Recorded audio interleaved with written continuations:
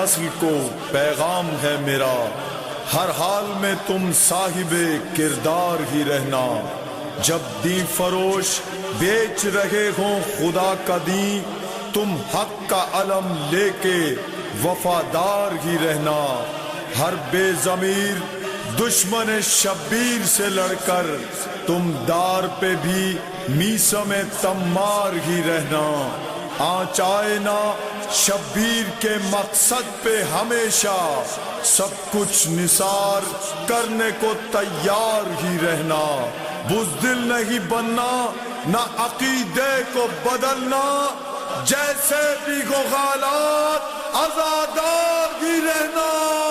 اعوذ باللہ من الشیطان اللعین الرجیم، بسم اللہ الرحمن الرحیم۔ الحمدللہ الذی ہدانا لہذا وما کننا لنہتدی لولا ان ہدانا اللہ۔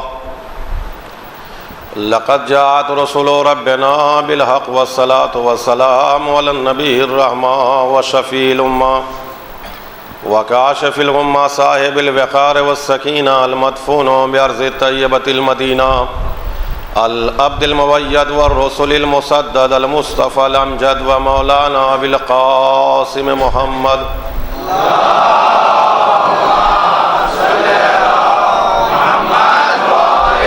والصلاة والسلام على اہل بیت النبوہ ومعدن الرسالہ ومختلف الملائکہ الذین اذهب اللہ عنہم الرجس وطہرہم تطہیرا۔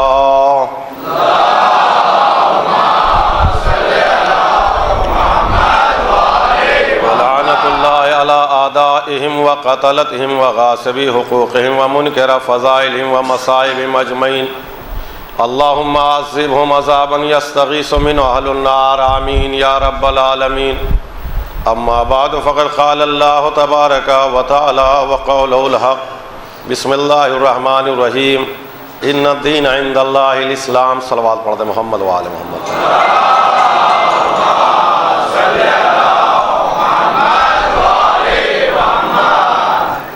جو حضرات مجلس سننے کے شوقین ہیں وہ آگے بیٹھا کریں، بعد میں پھر آگے بلانے میں دقت ہوتی ہے، پھر پیک ہو جاتا ہے، ڈسٹرب ہوتا ہے، بس آگے پھنسا گیا۔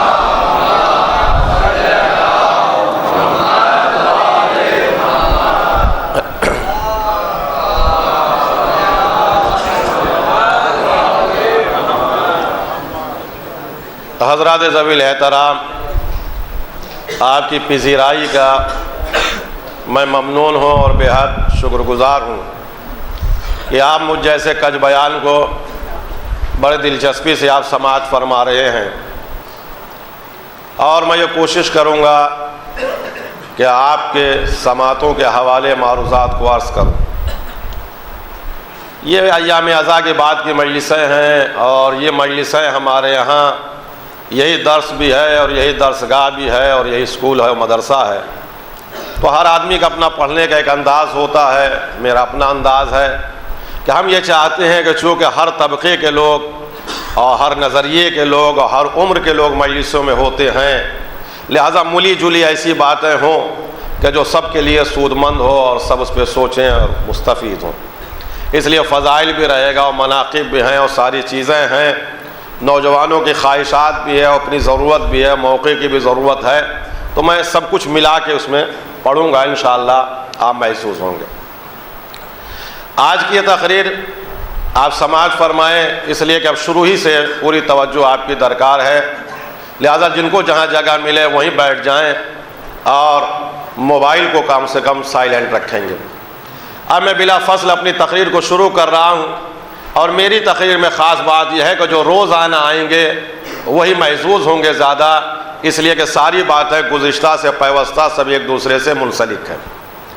میں نے پہلے دن کی تقریر میں آپ کے سامنے یہ کوشش کی تھی بتانے کی کہ تاریخ پہ ساری چیزوں کا دار و مدار ہے، جہاں ملکوں کی تاریخ ہوتی ہے وہیں ادیان اور مذاہب کی تاریخ ہے، جہاں ہندو مذہب کی تاریخ، کرسچین مذہب کی تاریخ، یہودی مذہب کی تاریخ، وہیں اسلام کی تاریخ۔ تاریخ لکھنے والے کا اپنا مذہب اور نظریہ اور تھنکنگ ہوتی ہے، اور جس وقت تاریخ لکھی جاتی ہے کوئی نہ کوئی حکومت ہوتی ہے جو تاریخ کے اوپر اثر انداز ہوتا ہے۔ اسلام کے ساتھ یہ ایکسیڈنٹ جل اٹھا ہو گیا کہ جو لوگ تاریخ لکھوا رہے تھے یا جو لوگ تاریخ لکھ رہے تھے ان کے دلوں میں رسول اللہ کی محبت نہیں تھی، اور یہ رسول کے اجداد سے بھی لڑ چکے تھے اور رسول اللہ سے بھی لڑ چکے تھے۔ چنانچہ یہی وہ بنی امیہ تھے کہ بدر انہی سے ہوئی، خندق انہی سے ہوئی، حنین انہی سے ہوئی، اور فتح مکہ کے وقت مسلمان ہوئے۔ کیسے مسلمان ہوئے وہ کتابیں کھلی ہیں، جا کے پڑھیں، میں تو تاریخ کا طالب علم ہوں، اشارہ کر رہا ہوں۔ کل ملا کے 1.5 سال کا انہیں پیریڈ ملا پیغمبر کی صحبت کا۔ وفات پیغمبر کے بعد یہی ممبر پر آ گئے، یہی حکومت میں آ گئے، یہی تخت خلافت پر آ گئے، یہی اسلام کے ہیرو ہو گئے۔ المختصر یہ کہ یہ اسلام کے سب کچھ ہو گئے۔ بیائنے جیسے نوجوان آج تاریخ پڑھتے ہیں تو انہیں معلوم ہونا چاہیے کہ جب انگریزوں کے خلاف 1857 سے لے کے 1947 تک کا موومنٹ چلا تو ہندوستانی 2 طرح کے تھے۔ ایک وہ مجاہد آزادی اور فریڈم فائٹر تھے جو اپنے سر پہ کفن باندھ کے انگریزوں سے لڑ رہے تھے اور فرنگیوں کا مقابلہ کر رہے تھے، اور ایک وہ بھی ہندوستانی تھے جو انگریزوں کے مخبری کر رہے تھے، بھارت کا نقشہ بیچ رہے تھے اور مجاہدین آزادی کی خبرگیری کر رہے تھے، انہیں پکڑوا رہے تھے۔ مگر جب ہندوستان آزاد ہو گیا تو جو لوگ جاسوسی کر رہے تھے وہ قید میں چلے گئے اور جیل میں چلے گئے، اور جو لوگ جیل میں تھے، انگریزوں کے اطام میں تھے، وہ جیل سے رہا ہوئے اور وہ مجاہد آزادی کہلائے، وہ فریڈم فائٹر کہلائے، وہ پارلیمنٹ میں گئے، وہ منتری بنے اور عہدوں پر فائز ہو گئے۔ مگر بڑے دکھ کے ساتھ ہم یہ کہنا چاہتے ہیں کہ اگر اتنی سے بھی کسی کو شوق ہے تاریخ پڑھنے کا تو اسلام کی تاریخ کے ساتھ جس الٹا ہو گیا کہ جو لوگ رسول اللہ کے ساتھ لڑ رہے تھے، جو رسول اللہ کے ساتھ خون بہا رہے تھے، جو اپنا مال دے رہے تھے، جب اسلام مضبوط ہو گیا تو وہ زندانوں میں چلے گئے، وہ قید خانوں میں چلے گئے، اور جو لوگ اسلام سے نبرد آزما تھے بعد پیغمبر وہی اسلام کے سب کچھ ہو گئے۔ صلوات پڑھیں محمد و آل محمد پر۔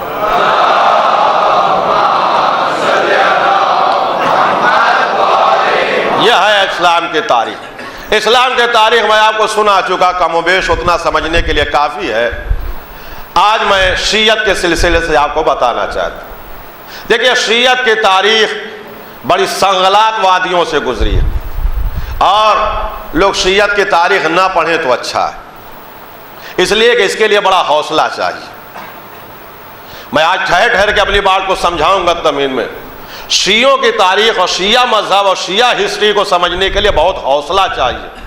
جس کے پاس ٹینشن نہ ہو، جس کے پاس سلجھا دماغ ہو، بڑا حوصلہ ہو، دل بڑا ہو، دماغ تیز ہو، اطمینان ہو، وہ شیعوں کی ہسٹری اٹھا کے پڑھے، اور اگر سرسری طور سے جاننا چاہتا تو گھر بیٹھا رہے جیسے آج تک بیٹھا۔ کیوں؟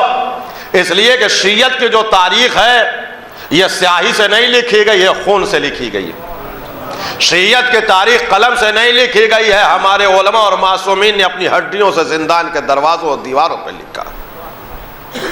آپ نے دیکھا ہوگا کہ جہاں کہیں مرڈر ہوتا ہے تو قاتل بھرسک کوشش کرتا ہے کہ اسپاٹ کے اوپر نشانات کو سب مٹا دے، تاکہ پولیس آئے یا جانچ ایجنسیاں آئیں وہ مجرم تک نہ پہنچ پائیں، ایک کام۔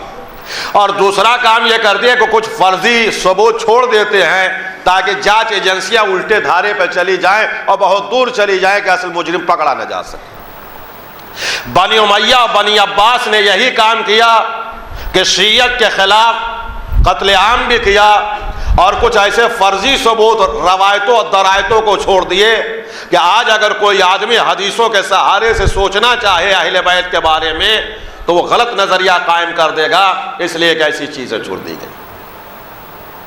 مثلاً علی کے باپ نے کلمہ نہیں پڑھا، یہ نہیں پڑھا، وہ نہیں پڑھا، یہ ساری چیزیں جو جعلی چھوڑی گئی۔ کیوں؟ اس لیے کہ تحقیق بھٹک جائے جو بھٹک جائے۔ مگر جب قاتل نہیں پکڑا تھا اور گتھیاں نہیں سلجھ پاتی تو گورنمنٹ کیا کرتی ہے؟ یہ جانچ سی بی آئی کے حوالے کرتی ہے، اور وہ سی بی آئی آتی ہے بڑے سکون سے، ایک چھوٹے چھوٹے خون کے قطروں کو اٹھائے گی اور لیب میں لے جائے گی، اور کاغذ کے چھوٹے چھوٹے ٹکڑوں کو پکڑے گی اور مہینوں اس کو جوڑ جوڑ کے اصل عبارت کو عینک لگا کے دوربین سے پڑھ کے، اور اس کے بعد 10-20 سال کے بعد جا کے حقیقت تک مگر پہنچ جاتی ہے۔ ویسے ہی جس کو اتنا حوصلہ ہو کہ وہ شریعت کے ٹکڑوں کو ملا ملا کے ایک دوسری روایتوں کو سمجھ کے حقیقت تک جانے کا جذبہ رکھتا ہو آئے اور تحقیق کے میدان میں قدم رکھے اور شریعت کے بارے میں اپنا نظریہ قائم کرے. یہ ہے معاملہ ہماری تحقیق. بس میں نے آپ کے سامنے اپنی بات کہہ دی. کیا؟ اس لیے کہ جھوٹے ثبوت چھوڑے گئے، جھوٹی روایتیں چھوڑی گئیں، جھوٹے نظریات قائم کیے گئے. ان کا اتنا زیادہ پروپیگنڈا کر دیا گیا. امیر شام نے کہا کہ اتنا جھوٹ بولو، اتنا جھوٹ بولو کہ وہ جھوٹ سچ ہو جائے. اب آپ بہت سنجیدگی سے سن رہے ہیں تو میں چاہتا ہوں کہ آپ کو تازہ دم بھی کرتا رہوں اور سناتا بھی رہوں، حقائق کے موتی بھی آپ پہ بکھیرتا رہوں. یہی وہ ہے کہ جو تحقیق اور جستجو کو غلط موڑ پر جانے کے لیے بنی امیہ نے افسانے گڑھے اور فرضی ثبوت چھوڑے. آج جس کو بولنے کا طریقہ نہیں اور لکھنے کا طریقہ نہیں، ایک کتابچہ بھی لکھتا ہے تو حلق سے اردو بولتا ہے. ہماری تحقیق یہ ہے کہ خلفائے راشدہ میں علی کے باپ نے کلمہ نہیں پڑھا. ساری ابو طالب کی خدمتیں اپنے کتاب میں بیان کرے گا. یہ کیا، یہ کیا، یہ کیا، پیغمبر کو پالا، تحفظ کعبہ کیا، ملک سبزہ کی سیر کرائی، اور آخر میں نوٹ لکھے گا مگر انہوں نے کلمہ نہیں پڑھا، کافر تھے. کلمہ نہیں پڑھا، کافر تھے. ایک حاضری ہے جو 1400 سال سے ہر راوی کو آ رہی ہے، ہر مصنف کو آ رہی ہے. وہ حاضری جانے کا نام نہیں لے رہا. کلمہ نہیں پڑھا، کلمہ نہیں پڑھا، کلمہ نہیں پڑھا. ہم کو سناتے ہیں، اے صاحب سنیے علی کے باپ نے کلمہ نہیں پڑھا، تو یہ سوچتے ہیں کہ ہم ناراض ہو جائیں گے. ہم کیوں ناراض ہوں گے؟ ہمارا کہنا یہ ہے کہ جب آپ ریسرچ کے میدان میں آئے ہیں تو ریسرچ کریے قاعدے سے. ہم اس میں تھوڑے ہی ناراض ہوتے ہیں جو آپ کہتے ہیں کہ ہماری ریسرچ یہ ہے کہ علی کے باپ نے کلمہ نہیں پڑھا، خلفائے راشدہ میں علی کے باپ نے کلمہ نہیں پڑھا. ہم کو غصہ اس بات پر آتا ہے کہ جب آپ اسکیننگ کرنے کے لیے آ گئے ہیں خلفائے راشدہ کی، تو یہ ساری تحقیق علی کے باپ سے شروع ہو کے علی کے باپ پہ کیوں ختم ہو جا رہی ہے؟ نہیں سمجھے آپ؟ یہ آپ کی ساری تحقیق علی کے باپ سے شروع ہو کے علی کے باپ پہ کیوں ختم ہو رہی ہے؟ سب کے باپوں کا پتہ لگاؤ نا کہ کس کے باپ نے پڑھا، کس کے باپ نے نہیں پڑھا. بھائی سب کے شجرے کنگالیے، مگر تاریخ یہ کہتی ہے کہ سارا جھگڑا علی کے باپ نے نہیں، علی کے باپ نے نہیں، علی. ارے سب کے باپوں کا پتہ لگاؤ نا کہ کس کے باپ نے پڑھا، کس کے باپ نے نہیں پڑھا. مگر جھگڑا صرف علی کے باپ پہ ہے. تب ہم کو یہ کہنا پڑتا ہے کہ ایسا لگتا ہے کہ اس زمانے میں کسی کا باپ ہی نہیں تھا سوائے علی کے باپ کے.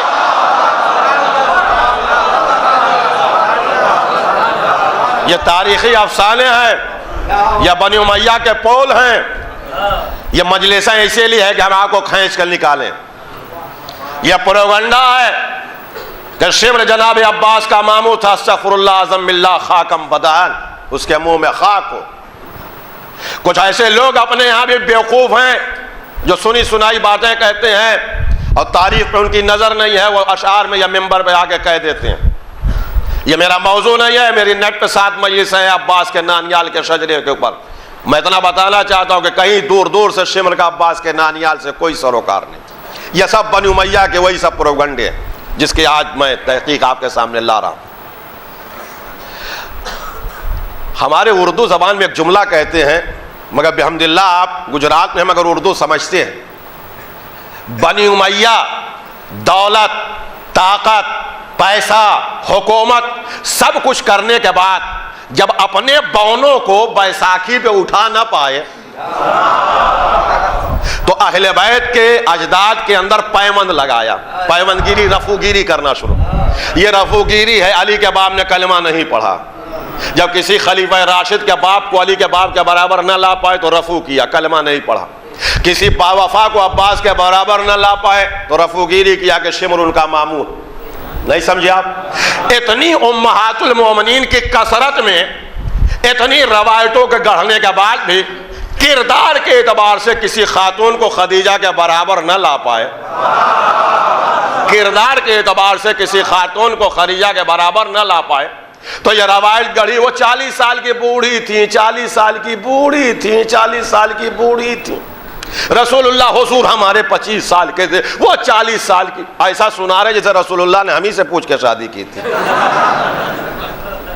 آپ سوچ رہے ہیں کیا کہہ رہے ہیں آپ؟ بھائی رسول اللہ نے شادی کی تو عمل پیغمبر پہ آپ اعتراض کر رہے ہیں.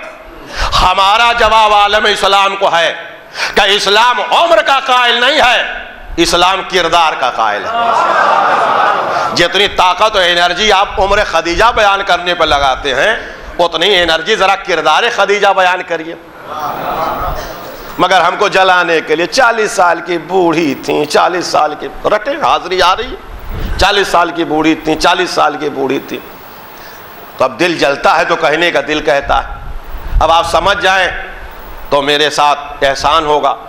آپ کے کانو در میں 10 ہزار کی آبادی ہے، کوئی لڑکا بمبئی سے اور دلی سے یا بنگلور سے یا حیدرآباد سے کوئی 24 سال کا جوان ایک 40-42 سال کی لڑکی سے عورت سے شادی کر کے آ جائے تو کانو در میں گھر گھر کیا چرچے ہوں گے؟ بھائی سمجھیے میں کیا کہہ رہا ہوں۔ کوئی باہر سے ایک لڑکا 40-42 سال کے 24-25 سال کا لڑکا عورت لے کے چلا آئے تو گھر گھر چرچے کیا ہوں گے؟ بھائی منہ پہ نہ لوگ کہیں گے مگر گھر گھر چرچے کیا ہوں گے؟ ارے کچھ معاملہ ہوگا تبھی تو شادی کیا ہے۔ بمبئی میں فلیٹ ملا ہوگا، حیدرآباد میں کوئی دکان ملی ہوگی، کچھ کیش کا معاملہ ہوگا، ارے کچھ تو مجبوری ہوگی کہ جس کے بنا پر اس نے شادی کی، بھائی کچھ تو معاملہ ہوگا کہ جس کے بنا پہ شادی کی۔ اب آپ کا ذہن وہاں پہنچ رہا ہے کہ نہیں جہاں میں لے جا رہا ہوں؟ سوال یہ ہے کہ رسول اللہ نے 40 سال کی بوڑھی عورت سے شادی کی تو کچھ ان کی ضرورت رہی ہوگی؟ نہیں سمجھا، میں بڑی بات کہہ رہا ہوں۔ رسول اللہ نے 40 سال کی بوڑھی عورت سے شادی کیا تو کچھ ان کی ضرورت رہی ہوگی جو رسول جانے ہم کیا جانے۔ مگر آج کوئی بوڑھا اپنی 8 سال کی کمسن بچی کی 55 سال کے بوڑھے سے شادی کرے تو کچھ اس کی بھی مجبوری ہوگی۔ وہ رسول اللہ کی ضرورت تھی کہ 40 سال کی بوڑھی سے کیا، یا آپ کی مجبوری تھی کہ 55 سال کے بوڑھے سے کیا؟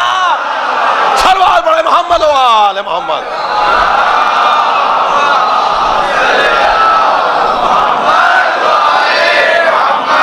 یہ سب افسانے ہیں، بنی امیہ کی گڑھی ہوئی روایتیں۔ میں آگے بڑھا رہا ہوں بات کو۔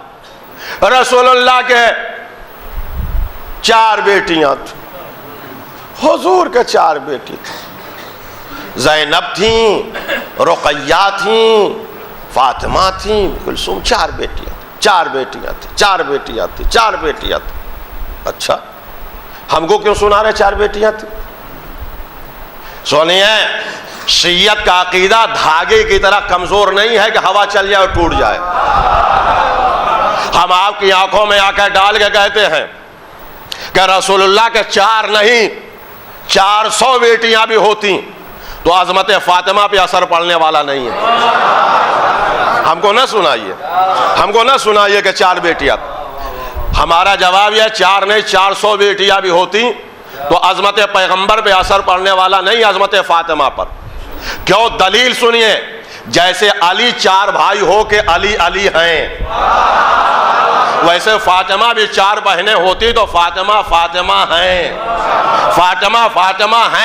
مگر میرا کہنا یہ ہے کہ امت کو افسانوں میں نہ الجھائیے کہ محمد کے 4 بیٹیاں تھا ہمیں رہی ہوں گی، ہم کیا جانے۔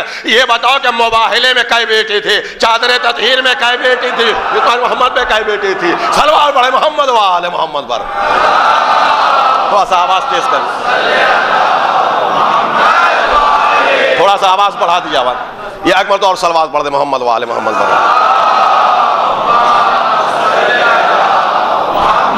تو ہمیں ان افسانوں میں نہ الجھائیے، تھوڑا سا آواز بڑھا دیا، ہمیں ان افسانوں میں نہ الجھائیے کہ رسول اللہ کے بیٹیاں تھیں۔ فاطمہ کی فضیلت ذاتی ہے، کسی بیساکھی پہ نہیں ہے۔ شہزادی کی فضیلت اپنی ذاتی ہے۔ اب زیادہ لوگ آ گئے، ہم وطن گوش ہیں، اب میں تقریر شروع کر رہا ہوں۔ یہ آپ نے تمیز سن لی، یہ بنی امیہ کا فراڈ ہے کہ اہل بیت کے خلاف انہوں نے منقصت میں یہ ساری چیزیں گڑھی۔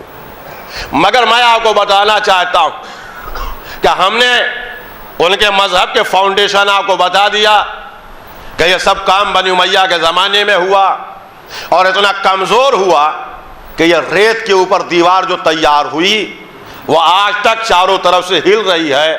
کبھی یہودیت کا حملہ، کبھی عیسائیت کا حملہ، اور جتنے لوگ پیغمبر یا اسلام کے کتاب لکھتے ہیں ان کے خلاف وہ حوالہ انہی کتابوں کا دیتے ہیں جو صحابہ کرام سے روایتیں لکھی۔ مگر جو مذہب شیعت ہے اس کی بنیاد کتنی ممبریز ہے اور کتنی کنکریٹ ہے وہ آج سنیے آپ۔ ہم نے ہمیشہ دین معصوم سے لیا، یعنی پیغمبر سے لیا. پیغمبر کے بعد ہم نے صحابہ کرام سے دین نہیں لیا بلکہ معصوم اہل بیت سے لیا. یہ بات جھگڑنے کی نہیں ہے، سوچنے کی ہے. کیوں؟ اس کی وجہ یہ ہے کہ دین ایک بہت بڑے پھیلاؤ کا نام ہے جہاں بیت الخلاء سے لے کے مسجد تک کے احکام اور میراث سے لے کے معاملات تک کے احکام اور عبدیت سے لے کے معبودیت تک کی ساری باتیں بتائی جاتی. میں 2 مجلسیں آپ کے سامنے پڑھ چکا. کوئی صاحب ہیں میں 50,000 روپے انعام دینے کے لیے تیار. کوئی صاحب اتنے بڑے مجمع میں ہیں جو کھڑے ہو کے چیلنج کر دے کہ کل کی تقریر اور پرسوں کی تقریر دونوں من میں آپ کی سنا سکتا ہوں. کوئی صاحب 50,000 روپیہ لے لیجیے اگر کوئی صاحب سنا دے. ہر آدمی کہے گا مولانا یہ بلا وجہ کی شرط آپ لگا رہے ہیں، من کوئی نہیں سنا سکتا. سچائی یہ ہے کہ من ہم بھی نہیں سنا سکتے. ہم ٹاپک بتا دیں گے یہ نقطہ پڑھا مگر لفظ بلم نہیں سنا سکتے. کیوں؟ اس کی وجہ یہ ہے کہ ہم خاکی ہیں. ہماری فطرت میں اللہ نے بھول اور نسیان و خطا رکھا ہے. ہم بھول جائیں گے، نہیں سنا سکتے. ہم کیا کوئی دنیا میں کتنا ذہین ہو لفظ بلفظ نہیں سنا سکتا. خاکہ بتائے گا، پوری چیز بتائے گا. ہے کوئی طریقہ کہ کل اور پرسوں کی پوری تقریر کانوں در سن لے؟ کہاں راستہ ہے؟ کیا راستہ ہے؟ کہ یہ جو ریکارڈ ہو رہی ہے تقریر، یہ جو سی ڈی بن رہی ہے، یہ اس کو آپ لگا دیجئے کیسٹ کو ٹیپ میں اور لگا دیجئے اور یہ کیبل سے پورے کانوں در سنائی دے گی. اور اس کی کیسٹ DVD آپ بانٹتے رہیے پوری دنیا میں جہاں جائے گی. شیروانی یہی، ٹوپی وہی، لہجہ وہی، انداز وہی، رفتار وہی، گفتار جو لفظ جہاں ہم نے کہا ہے وہی سنائی دے. یہ آپ کیوں نہیں سنا سکتے؟ یہ کیوں سنا سکتی ہے؟ کہ یہ مجازی معصوم ہے. مشین مجازی معصوم ہے، اس میں غلطی کا کوئی امکان نہیں. جو کہا وہی ریکارڈ ہو گیا. صحیح کہیں گے صحیح، غلط کہیں گے غلط، جو کہیں گے وہ ریکارڈ ہو جائے گا. تو ہمارے اندر بھول چوک کا مادہ ہے مگر اس کے اندر نہیں. اسی لیے شیعہ عقیدہ یہ ہے کہ ہم ہمیشہ دین معصوم سے لیتے ہیں تاکہ خدا سے لینے میں کوئی غلطی نہ کر سکے اور امت کو دینے میں کوئی کوتاہی نہ کر سکے. اب میں یہاں کے منتظمین اور عوام سے یہ کہنا چاہتا ہوں کہ یہ جو عمارت ہے اس پر ایک 20 منزلہ عمارت اسی کے اوپر بنا ڈالی. ہر آدمی مسکرائے گا اور کہے گا مجلس پڑھیے یہی اچھا، انجینئرنگ نہ کرنے لگی آپ. کہا کیوں؟ ہم نے دیکھا ہے کہ 20 منزلہ عمارتیں بنتی. کہا صاحب بنتی ہیں وہ تو 100 منزلہ بنتی ہیں، بنیں گی مگر اس پر نہیں بن پائے گی. کہا کیوں؟ کہا یہ پتلے پتلے پیلر جو ہیں یہ 10-20 منزلہ عمارت کے بوجھ نہیں برداشت کر سکتے. اگر 20 منزلہ بنانا ہے تو 20 فٹ زمین کو کھودنا پڑے گا اور RCC کے موٹے موٹے کالم زمین میں گاڑنا پڑے گا، پھر لے جائیے 50 منزلہ عمارت. میرے نوجوانوں آج کی تقریر آپ کے لیے، آپ کے سر پہ میں قرآن رکھ کے پوچھ رہا ہوں، یہ جو بلڈر نے RCC کے موٹے موٹے کالم گاڑے، یہ کالم کی فضیلت ہے کہ اس عمارت کی ضرورت ہے؟ بولیے آپ. یہ کالم کی فضیلت ہے کہ بلڈنگ کی ضرورت ہے؟ کہ بلڈنگ کی ضرورت ہے کہ RCC کے موٹے موٹے کالم گاڑے جائیں.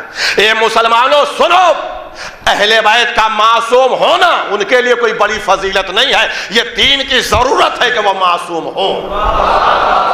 اس لیے کہ ہم جیسے گناہگار کاندھے دین کا وزنی بوجھ نہیں برداشت کر سکتے. اس کے لیے معصوم کاندھا ہونا چاہیے جو دین کو پورا اٹھائے. ایسے لیے ہم نے دین معصوم سے لیا، نہ لینے میں کوئی کوتاہی نہ دینے میں کوئی غلطی. اب کاش کہ میری بات آپ تک پہنچ جاتی. یہی وجہ ہے کہ آج تک جنہوں نے اہل بیت سے دین نہیں لیا وہ دین کی دال نہ سمجھ پائے اور کہنے لگے کہ رسول اللہ جاہل تھے، یہ تھے وہ تھے، خاموش تھے، مکی زندگی ایسی تھی. 40 سال رسول اللہ کیوں خاموش تھے؟ آئیے میں آج وجہ آپ کو اس ممبر سے بتا رہا ہوں. اس لیے کہ نبی کی آواز عرب میں صدا بہ صحرا ہو جاتی. کوئی معصوم ریکارڈ کرنے والا نہ تھا، کوئی معصوم ریکارڈ کرنے والا نہ تھا، کوئی معصوم ریکارڈ کرنے والا نہ تھا. یہ جو میری تقریر ریکارڈ ہو رہی ہے، آج سے آپ 1 کیسٹ بنائیے، 5 کیسٹ بنائیے، 12 کیسٹ بنائیے. کیا سن رہے ہیں آپ؟ 14 کیسٹ بنائیے. لہجہ وہی، انداز وہی، رفتار وہی، گفتار وہی، میٹر وہی، سب کچھ وہی رہے گا. اسی لیے پیغمبر 40 سال خاموش رہے کہ ان جاہلوں کے درمیان میں بول کے کروں گا کیا؟ احکامات و قرآن کے تلاوت سدا بصیرہ ہو. لہذا معصوم علی کا انتظار کر رہے تھے. اب جب علی آ گئے تو پیغمبر ممبر پہ آئے. علی زیر ممبر نماز ایسے، روزہ ایسے، حج ایسے، دین ایسے، جہاد ایسے، زکات ایسے، امر بالمعروف یہ ہے، نہی عن المنکر یہ ہے، قرآن یہ ہے، حدیث یہ ہے. اب معصوم علی ہے جو دین کو ریکارڈ کر رہے ہیں. 23 سالہ دین ریکارڈ ہو گیا. اب جب پیغمبر اس ممبر پہ گئے، علی ممبر پہ آئے، حسن زیر ممبر موجود. دین وہی، شریعت وہی، حلال وہی، حرام وہی، قرآن وہی. اب دوسرا معصوم ہے جو ریکارڈ کر رہا ہے. اب جب علی اس دنیا سے چلے گئے تو حسن ممبر پر آئے. معصوم حسن سے حسین زیر ممبر موجود. انداز وہی، لہجہ وہی، رفتار وہی، گفتار وہی، قرآن وہی، آیت وہی، مذہب وہی، سلک وہی. اب حسین ممبر پر آئے، علی ابن الحسین زیر ممبر موجود. علی ابن الحسین ممبر پر آئے، امام محمد باقر زیر ممبر موجود. امام محمد باقر ممبر پہ آئے، امام صادق زیر ممبر موجود. امام صادق ممبر پر آئے، امام رضا زیر ممبر، موسیٰ کاظم زیر ممبر موجود. قرآن وہی، انداز وہی، رفتار وہی، گفتار وہی. کلنا محمد، کلنا محمد، کلنا محمد، کلنا محمد. امام موسیٰ کاظم ممبر پر آئے، علی رضا زیر ممبر موجود. علی رضا ممبر پہ آئے، علی نقی زیر ممبر موجود. محمد تقی زیر ممبر موجود. محمد تقی ممبر پہ آئے، علی نقی زیر ممبر موجود. علی نقی ممبر پہ آئے، 11ویں امام زیر ممبر موجود. 11ویں امام ممبر پہ آئے، پردہ غیب کا مالک زیر ممبر موجود. لہجہ وہی، انداز وہی، رفتار وہی، گفتار وہی، تقرار وہی، تکلم وہی. اللہ نے آواز دی، اے انسانوں، یہ معصوم تھے، یہ معصوم تھے، یہ معصوم تھے جنہوں نے ایک مرتبہ میں پورے دین کو ریکارڈ کر لیا. تم غیر معصوم ہو، تمہارے اندر بھول چوک کا مادہ ہے. اسی لیے ہم نے اسلام کی کیسٹ کو 12 مرتبہ ریپیٹ کرایا، 12 مرتبہ ریپیٹ کرایا، 12 مرتبہ ریپیٹ کرایا. اب تمہارے خاکی ذہن میں بھی اسلام ابھر آیا ہوگا. لہذا اس 12ویں کیسٹ کو ہم اپنے علم کے پردہ غیب میں ریکارڈ کے لیے رکھ رہے ہیں. اب یہ 12ویں کیسٹ ریکارڈ میں جا رہی ہے. اب جو کچھ تم نے سنا اس پر عمل کرنا. درمیان میں جہاں کہیں بھی بھولنا تو وقت کے علماء سے جا کے پوچھ لینا، مگر کان کھول کے سنو. جب اختلاف حد سے زیادہ بڑھ جائے گا اور سمجھ میں نہیں آئے گا کہ کون اسلام سچا ہے، کون اسلام جھوٹا ہے، تو آخری کیسٹ کو ہم بھیج دیں گے، اس سے ملا لینا کہ کس کا دین سچا ہے. سلوات پڑھے محمد و آل محمد.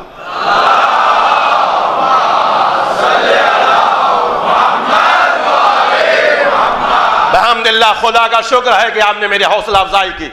میں سخت موضوع تھا، مگر میں آج بار بار جب استخارہ دیکھ رہا تھا، خواہش تھی لوگ، مگر اسی پہ آ رہا تھا کہ یہی پڑھیے، یہی پڑھیے. تو ہم نے امام سجاد کا یہ جملہ جو امام نے فرمایا کہ جب ہم استخارہ دیکھ لیتے ہیں تو نتائج کی فکر نہیں کرتے، اس پر عمل کرتے ہیں. صلوات پڑھیں محمد و آل محمد پر.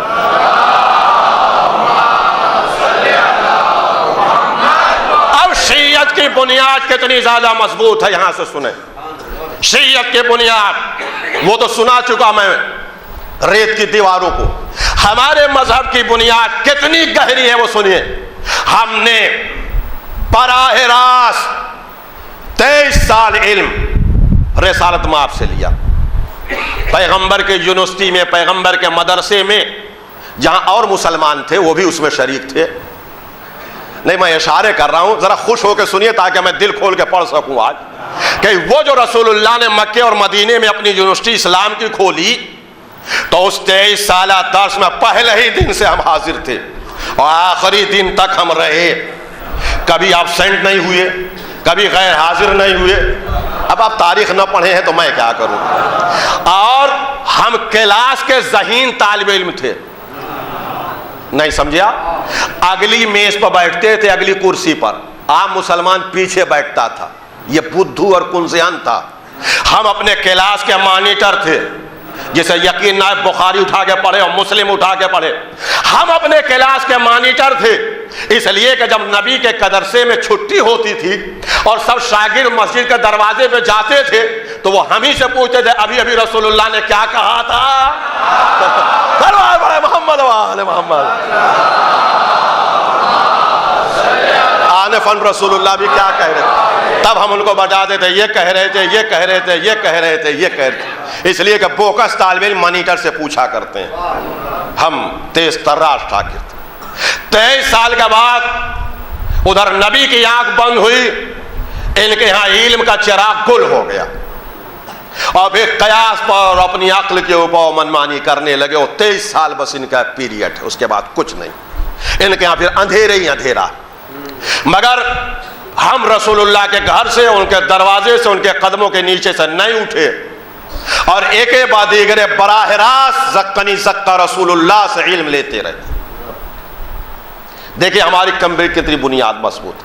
پیغمبر کے بعد ہم نے علی سے علم لیا، پھر امام حسن سے لیا، پھر امام حسین سے لیا، اور ہمارے معصوم سے، عام آدمی سے، معصوم سے علم لینے کی بنیاد 260 سال پیریڈ امام کا ہے اور 23 سال رسول اللہ کا ہے. تو 293 سال ہم نے براہ راست معصوم سے علم لیا. یہ ہے ہماری بنیاد مذہب. 293 سال براہ راست ہم نے معصوم سے علم لیا، 93 سال تک. اور اس درمیان میں بہت ساری آندھیاں آئیں، بہت سارے کھیل ہوئے، مگر ہم اسی دروازے پہ معصوم کے بیٹھے رہے. اسی درمیان میں امت مسلمہ نے اپنے ہاں اجتہاد کی دکان کھول دی اور مجتہد بن گئے. ہم اجتہاد اور مجتہد میں بہت پیچھے ہیں، ہم بیکورڈ ہیں، سب کچھ صحیح ہم ماننے کے لیے تیار ہیں، ہم نے کبھی پہل نہیں کی. وہ بہت چالاک تھے، انہوں نے پہل کیا. اب آپ پوچھیں گے وہ انہوں نے پہل کیا، آپ خاموش کیوں تھے؟ تو اس کی وجہ یہ ہے کہ ہمارے سامنے یقین کا دروازہ کھلا تھا، تو ہمیں اجتہاد کا دروازہ کھولنے کی ضرورت کیا تھی جب اصل امام موجود تھے؟ وہ تو امام کی آواز کو دبانے کے لیے انہوں نے اجتہاد کی دکانیں کھولی. اور یہ سارے چاروں مجتہد ہمارے امام کے زمانے میں پیدا ہوئے، اور امام کی موجودگی ہی میں انہوں نے کہہ دیا کہ یہ تو بات بنائے نہیں بن رہی ہے، اب زیادہ بگڑ گئی، اب کنٹرول سے باہر ہو گئی. تو انہوں نے کہا بند کرو دروازہ بند کرو. امام کے زمانے میں بند بھی ہو گیا. اور میرے امام مسکراتے رہے، کھلی دکان بھی دیکھا اور بند دکان کا تالا بھی دیکھ لیا. کیا یہ سب ہوتا رہا. یہاں تک کہ بخاری بھی کمبائن ہو گئی، امام کے زمانے میں آ گئی مارکیٹ میں. امام نے کہا سب کر لو، ہم دیکھ رہے ہیں سب کچھ ہو رہا، امام موجود ہے. اور 260 سال کا پیریڈ. مگر اس بات کو ہمارے نوجوانوں کو جاننا چاہیے کہ امام کے سامنے جو انہوں نے اجتہاد کی دکان کھولی، اس کی بنیاد جو ہے انہوں نے 4 چیزوں پہ رکھی. نمبر 1 قیاس. قیاس کے معنی یہ ہے کہ ہماری رائے، ہم سمجھتے ہیں کہ یہ، ہم سمجھتے ہیں کہ جیسے آپ روزانہ بولا کرتے ہیں. حدیث یہ ہے کہ اول من قاس فهو ابلیس، جس نے سب سے پہلے قیاس کیا وہ شیطان تھا. کہ اللہ نے کہا کہ آپ جس میں روح ہوگا تو سجدہ کر دو، تو وہ اٹھ گیا اور کہنے لگا کہ ان کو تم نے مٹی سے پیدا کیا، ہم آگ سے ہیں اور آگ افضل ہے، مٹی افضل نہیں ہے. یہی قیاس ہے کہ اپنے سے آپ طے کر لیجیے اللہ کے ساتھ. تو ایک ہے قیاس. دوسری چیز ہے استحسان. استحسان اور استحسان. پہلی بنیاد قیاس، دوسری چیز استحسان. استحسان یہ نوجوان ابھی عربی کا جملہ ہے، اس کو آسان کر دو. استحسان کے معنی یہ ہیں کہ مفضول کو افضل کے اوپر فضیلت دینے کا حق مجتہد کو ہے. یعنی مجتہد وہ ہے کہ جو سچویشن دیکھنے کے بعد مفضول کو افضل کے اوپر فوقیت دیتے. اب یہ اعلان ہو گیا مالیے کہ مرزا محمد اطہر صاحب یہ کانودر کے ہاں آج مجلس پڑھنے والے ہیں. پورا کانودر امٹ کے آ گیا اطہر صاحب کی تقریر سننے کے لیے. یہاں جو مجتہد ہے وہ بیٹھا ہے ممبر کے نیچے، اطہر صاحب بھی آگے بیٹھ گئے. پورا مجمع کہہ رہا اطہر صاحب پڑھنے والے، اطہر صاحب پڑھنے والے.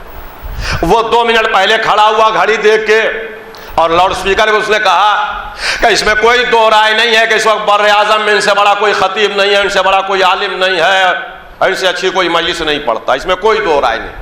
مگر اس وقت یہاں کی ضرورت یہ ہے کہ تہذیب صاحب مجلس پڑھیں. یہ کام مجتہد کا ہے، یہ استحسان ہے کہ افضل کے اوپر، یعنی اس میں کوئی دو رائے نہیں کہ علی سے بڑا کوئی عالم نہیں اور علی یہ ہیں اور وہ ہیں فلاں ہیں ٹھیک ہے، مگر ضرورت یہ ہے کہ ان کی بیعت اس وقت کر لی جائے. یہ ہے استحسان. استحسان ہے یہ استحسان. اور اس کے بعد پتا یعنی اس کا مطلب یہ ہے جبر و اکراہ. یہ بھی مجتہد کو ایک پاور دیا گیا. جبر و اکراہ کے معنی اس سلوگن میں آپ کبھی نہ آئیے گا، کچھ لوگ بول دیتے ہیں اپنے ابھی بیوقوفی میں. یہ اجتہاد مجتہدوں نے پیدا کیا جو امام کے خلاف تھے. کیا جبر و اکراہ کے معنی یہ ہے کہ ہر کام اللہ کرتا ہے، بندہ کچھ نہیں کرتا، بندہ بالکل مجبور ہے. اسی میں بولا جاتا ہے کہ اللہ کی مرضی کے بغیر ہوا بھی نہیں چلتی، اور اللہ کی مرضی کے بغیر ہوا بھی. احمق کہیں گے. جبر و اکراہ یعنی ہر کام اللہ کرتا. یہ کرنے کی ضرورت کیوں پڑی مجتہدین کی؟ تاکہ اہل بیت کے فضائل کو گھٹائیں اور بادشاہ کے اور خلیفہ کے ہر غلط عمل کے اوپر پردہ ڈالیں. نہیں، ذرا بڑی سستی سے آج سن رہے ہیں. یہ کیوں مجتہدوں نے گڑھا؟ یہ بادشاہوں اور کشور جہانوں اور ملاؤں نے مل کے تیار کیا یہ عقیدہ کہ ہر کام اللہ کرتا ہے، بندہ مجبور ہے، بندہ بالکل مجبور ہے، ہر کام اللہ کرتا ہے. کہا کیوں؟ تاکہ بادشاہوں کے اور خلفاء کے غلط عمل پہ پردہ ڈالا جائے.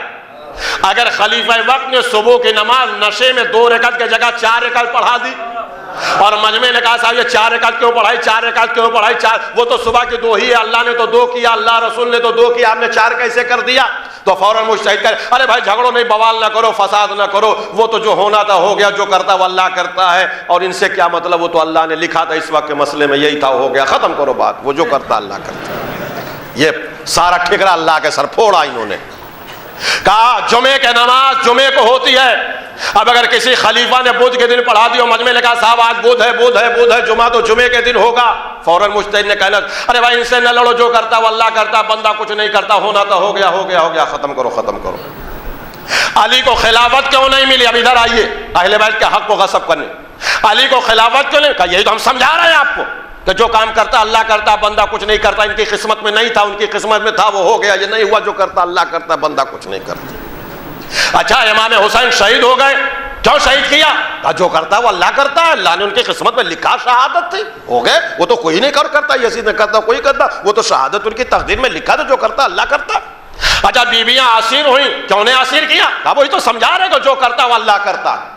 اب پورا کانو در کا معزز مجمع بیٹھا ہے، ایک جملہ میں کہہ رہا ہوں اور کوئی شیعہ دیکھتا ہوں کیسے اپنی جگہ پہ بیٹھا رہتا ہے.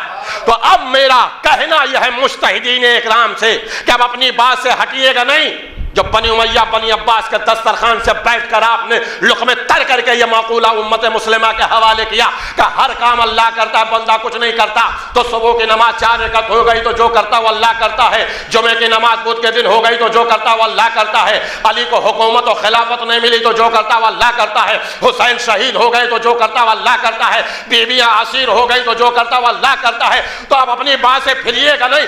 ہم بھی اگر دشمنان آل محمد پہ لعنت بھیجے تو کہیے جو کرتا اللہ کرتا، بندہ کچھ نہیں کرتا.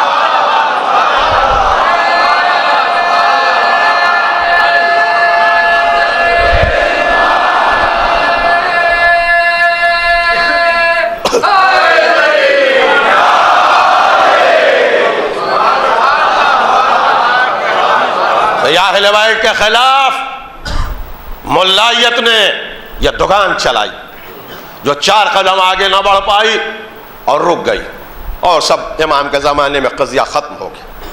اب چونکہ ادھر میرا زیادہ موضوع نہیں، ہم اپنی بات اپنے بچوں کو سمجھا دیں، اپنے نوجوانوں کو سمجھا دیں. تو ان کے یہاں قیاس ہے، استحسان ہے، اور یہ قیاس و استحسان پر جو ریت کی اجتہاد کی دکان تیار ہوئی وہ امام کے زمانے ہی میں ختم ہو گئی. ہم کہیں نہیں گئے، ہم تو امام کے دروازے پہ بیٹھے رہے، مولا کے ساتھ رہے، معصومین کے ساتھ رہے، انہی سے سیکھتے رہے، انہی سے پڑھتے رہے، انہی کے پاس بیٹھے رہے. اور 260 ہجری تک ہم نے براہ راست اپنے معصوموں سے علم لیا، دین لیا. اتنی بنیاد کس کی مضبوط ہے دنیا میں بتائے ہوا کہ 260 ہجری تک امام موجود تھے، 12ویں امام. 260 ہجری میں یہ غیبت صغریٰ میں گئے. غیبت صغریٰ میں جب امام گئے، اب یہ بزرگوں کے لیے جملہ کہہ رہا ہوں، نوازیے گا اگر پسند آئے. ان کے یہاں اجتہاد شروع بھی ہوا، ختم بھی ہو گیا، سب کچھ ہوا، ہمارے یہاں کچھ نہیں. ہم امام کے پاس بیٹھے.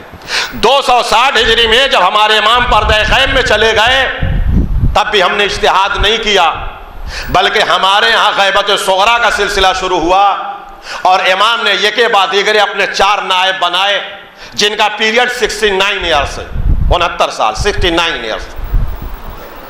اب میر صاحب ایک جملہ کہہ رہا ہوں میں، آپ توجہ کریں گے. یہ 69 ایئرس ہمارے علماء کا ہاؤس جاب ہے. نہیں، اپنے مذہب کی حقانیت سمجھ. جیسے کوئی ڈاکٹری پڑھنے کے بعد فوراً آ کے پریکٹس نہیں کرتا، بلکہ کسی تجربے کار ڈاکٹر کے تحت نظر رہ کے 2-4 سال تجربے حاصل کر کے تب اپینٹنٹ بیٹھتا ہے. جیسے کوئی وکالت پڑھنے کے بعد پریکٹس نہیں کرتا بلکہ اچھے وکیل کے ساتھ رہ کے تجربہ حاصل کرتا ہے، ویسے ہی امام کے فوراً بعد ہم نے اجتہاد کا دروازہ نہیں کھولا بلکہ 69 ایئرس امام کے تحت نظر رکھ کے ہم نے دین سنبھالنے کا طریقہ سیکھا۔ یہ ہمارا ہاؤس جاب ہے۔ صلوات پڑھیں محمد و آل محمد پر۔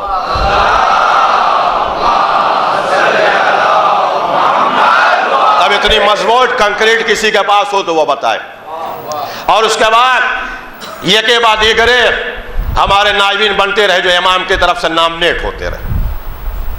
آخری علی ثمری تھے اور یہ چاروں نائب تھے۔ علی ثمری کے بعد یہ سلسلہ بند ہو گیا۔ اب یہ غیبت صغریٰ میں 69 ایئرس یہ علماء کا ہاؤس جاب تھا۔ امتی آتے رہے، شیعہ آتے رہے، امام سے سوال پوچھتے رہے، اور اب سب نہیں مل سکتا تھا، اپنی پرزی ان کو دیجیے، اپنا مسئلہ ان سے بتائیے۔ یہ جاتے تھے امام سے بات کر کے دوسرے دن آ کے بتاتے تھے کہ امام نے یہ جواب دیا۔ اب میں کانودر کے مومنین کو ایک تحفہ دے رہا ہوں، سمجھیے اس بات کو، بہت باریکی ہے اس میں۔ اب امت کو پتہ کیسے چلے کہ یہ جواب امام کا ہے کہ علی ثمری کا ہے؟ شیعوں کو پتہ کیسے چلے کہ یہ جواب امام زمانہ کا ہے کہ حسین ابن رو کا ہے؟ یہ کیسے پتہ چلے؟ تو آپ سنیے، یہ ہے امامت، یہ ہے امامت ہماری جان قربان۔ امام جو جواب دیتے تھے اس جواب سے شان امامت ٹپکتی تھی، شان امامت ٹپکتی تھی۔ یعنی امام کا جواب عالمانہ نہیں ہوتا تھا، امامانہ ہوتا تھا۔ یاد سن لیجیے، آپ خشک موضوع ہے مگر سب اس پر نہیں تقریر کر سکتے، میں آپ کو سمجھا رہا ہوں کہ امام کا جواب عالمانہ نہیں ہوتا تھا، امامانہ ہوتا تھا۔ آپ کہیں گے یہ کیا مطلب؟ تو آسان زبان میں سمجھاؤں۔ آپ کانودر سے چلے زیارت کے لیے نجف، اور یہاں سے رٹ کے چلے کہ آغا سیستانی سے ہم 10 مسئلہ پوچھیں گے۔ ایران تک یاد تھا، عراق میں یاد تھا، ایئرپورٹ پر یاد تھا، نجف میں یاد تھا، ہوٹل پہ یاد تھا، نوٹل سے نکلے یاد تھا۔ اتنی سیکورٹی وہاں مشینوں سے گزارا جاتا ہے کہ ہڑبڑاہٹ میں جب دھکے مکہ کر کے سیستانی صاحب کے حال میں پہنچے تو 5 سوال بھول گئے آپ۔ اب آپ نے جلدی جلدی 5 سوال پوچھا، انہوں نے 5 کا جواب دے دیا۔ اب جب وہاں سے ہوٹل پہ آیا تو سر پیٹنے لگا، ارے جو ارجنٹ تھا 5 وہ تو ہم بھول گئے۔ تو پیٹتے رہیے، اب تو بھول گئے آپ۔ یہ ہے عالمانہ جواب، جتنا سوال اتنا جواب، بولیے، یہ ہے عالمانہ جواب۔ امامانہ جواب کیا تھا؟ ایک آدمی بصرے سے چلا، علی ثمری کے پاس آیا 10 سوال لے کے۔ اب جب علی ثمری سے اس نے کہا تو 5 بھول گیا اور 5 اس نے بتایا۔ انہوں نے کہا تم رکو، ہمارے یہاں ٹھہرو، صبح بتائیں گے۔ اب یہ جب گئے امام کے پاس تو اس کے 5 سوال لکھ کے گئے، کہا مولا یہ بصرے سے آیا ہے، 5 سوال اس کا۔ امام نے قلم اٹھایا، 5 کے سامنے جواب لکھا، سوال نمبر 1 کا جواب یہ، 2 کا جواب یہ، 3 کا جواب یہ، 4 کا جواب یہ، 5 کا جواب یہ۔ اس کے بعد نیچے لکھا نوٹ، تم جب بصرے سے چلے گئے تو تمہارے دماغ میں 10 سوالات تھے، مگر ہمارے نائب کو تم نے 5 ہی بتایا، 5 بھول گئے۔ وہ جو بھول گئے وہ 5 سوالات یہ ہیں اس کے جوابات، یہ صلوات پڑھے محمد و آل محمد۔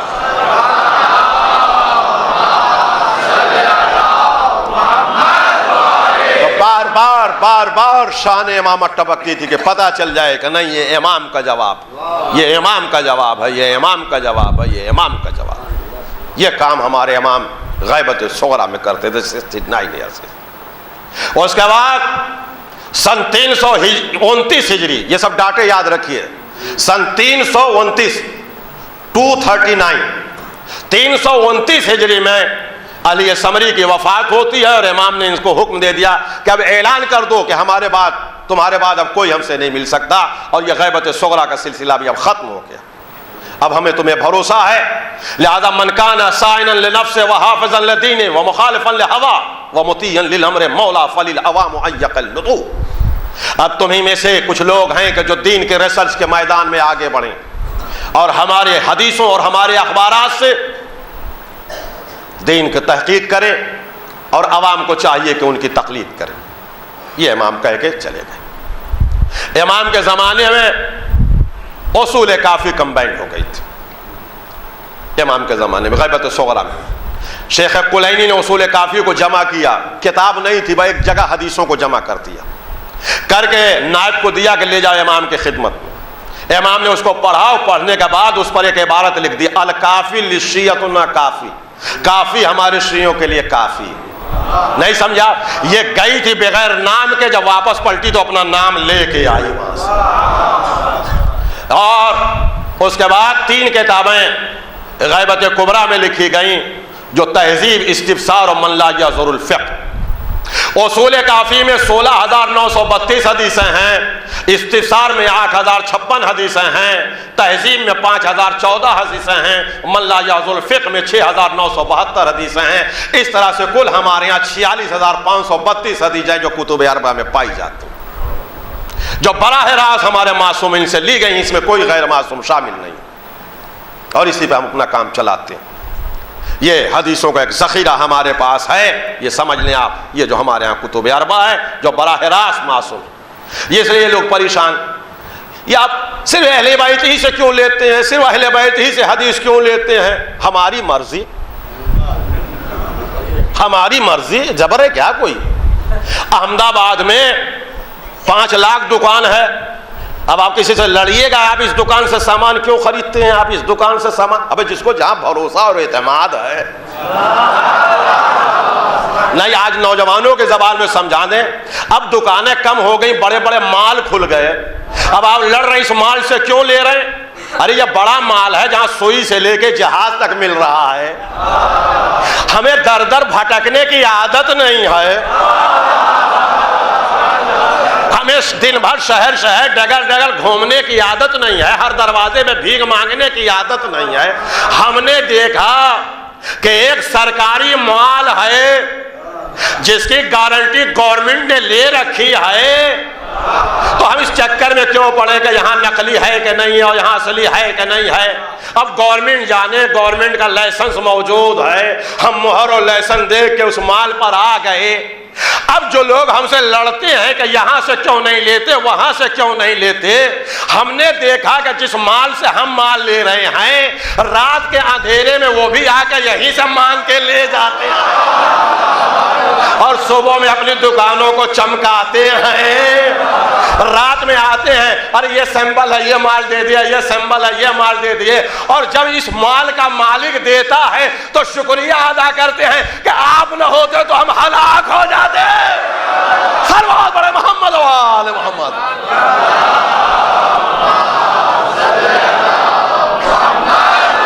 بیٹھے مال لے رہے ہیں، ہم مال لے رہے ہیں۔ ایک بات اور مل جل کے بآواز بلند سلوات پڑھ دیں محمد و آل محمد۔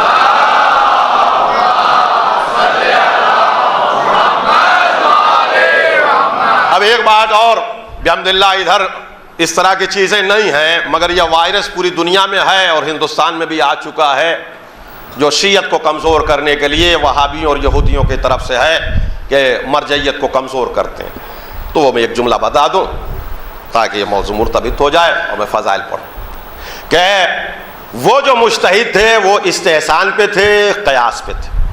ہمارے ہاں جو اجتہاد ہے اس کی 4 بنیاد ہے، قرآن، حدیث، عقل، اجماع۔ یعنی جو مجتہد فتویٰ دے گا قرآن سے دے گا، معصومین کی حدیث 12 امام کی 12 حدیث ہے، پھر عقل میں پرکھے گا کہ یہ عقل کے مطابق، اجماع کا مطلب پچھلے مجتہدین کے فتووں کی کثرت کیا ہے۔ تو قرآن، حدیث، عقل اور اجماع، اب کچھ سادہ نوجوانوں کو ورغلاتے ہیں جو اخباری کہے جاتے ہیں لوگ، وہ لا کے وہ حدیثیں دکھاتے ہیں امام صادق کی کہ جو امام نے کہا ہے کہ مجتہدین پہ خدا کی لعنت ہو، ایسے مجتہدین۔ وہ معاملہ سمجھیے کہ کیا ہے، بات کہاں کی ہے، کہاں لے جاتے ہیں۔ اصل میں وہ جو لوگ اہل بیت کے خلاف استحسان اور قیاس میں اجتہاد کر رہے تھے تو شیعہ بے چین ہو کے امام کی خدمت میں آتے تھے، مولا اس مجتہد نے یہ کہا، مولا اس مجتہد نے آپ کے بارے میں یہ کہا، علی کے اوپر گالی دینے کو جائز کہا، حسین کے قتل کو جائز کہا، قاضی شورا نے قتل حسین کو فتویٰ دیا جائز ہے۔ تب امام اپنے شیعوں کو بچانے کے لیے کہتے تھے خدا اس مجتہد پہ لعنت کرے، اس حدیث کو وہاں کے بجائے یہاں لا کے فٹ کر دیتے ہیں۔ امام نے جو لعنت کی ہے وہ استحسان اور قیاس دشمنان آل محمد پہ کی ہے، جو آل محمد کی وکالت کر رہے ہیں ان کے لیے نہیں۔ صلوات پڑھتے محمد و آل محمد۔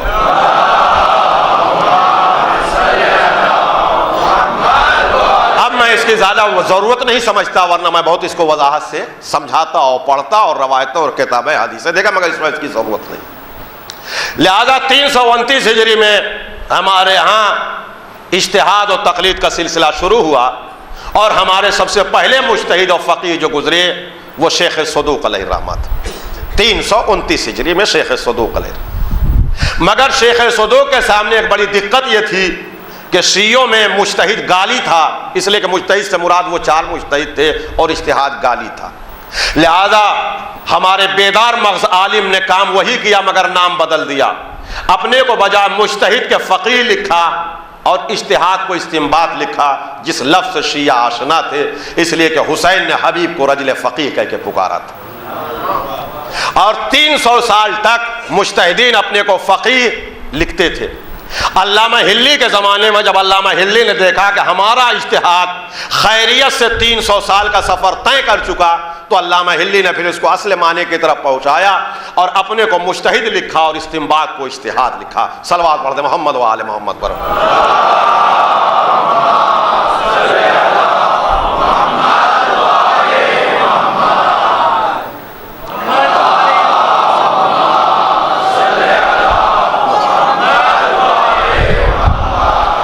میں نے پورے شریعت کا خاکہ آپ کے سامنے کھینچ دیا، اور اس کے بعد سے لے کر یہ 293 سال ہم نے معصوم سے ڈائریکٹ علم لیا، اور اس کے بعد 329 ہجری سے لے کے آج تک ہمارے بزم شیعت میں کبھی علم کا اندھیرا نہیں تھا۔